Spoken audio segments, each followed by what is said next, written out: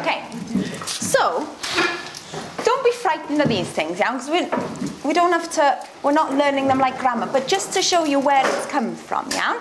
Dych chi'n gwybod dwi, yeah? Dwi, I am, yeah? So I am, if you're just using your name, Sian Dwi, that's fine, Nia Dwi, whatever. I am swimming, Dwi'n nofio. I am singing, Dwi'n canu. I am phoning, Dwi'n ffonio. I am texting, Dwi'n textio. I am. So this apostrophe N is exactly the same as the un we had over there, yeah? But all that's happened is because we don't want two vowels next to each other, okay? So, yeah. So I am dancing. Dwi'n dansio. Da iawn.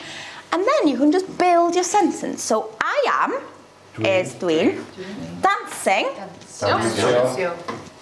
What kind of dancing? Oh, twmpath. Neu disgo. Yeah? So beth am, I am. Dwi. Phoning. Ffonio. Sian. Sianio. Perfect. Beth am, I am. Dwi. Texting. Textio. A friend. Friend, yeah. Beth am, I am. Dwi. Singing. Canu. Do you know what a song is? No, can. Oh, okay, I'm singing. Gan. Over the rainbow. I'm sorry, Sophie. Da iawn. Oh, just over the rainbow. And then you can add things then. Monday, do we know what Monday is? No. It's llun, just at the top down there. So, I am. Dwi'n. Phoning. John. On Monday. Did llun. Just did llun, yeah? So once you know these little chunks, you can start building your blocks together, yeah? Mae just yn adeiladu y brawddegau, okay? So back to this, right? So the little birds are singing.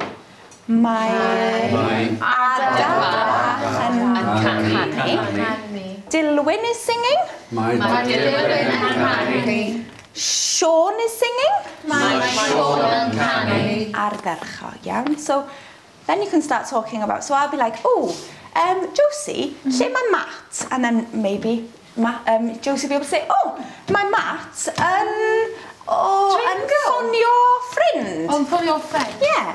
Neu, mae Matt yn rhedeg. Or I could ask Helen, lle mae Melanie? Oh, mae Melanie yn wneud Pilates. Yeah? So dych chi'n gallu dechrau defnyddio hwn, iawn? Hapus? Hapus. Ardderchog, reit.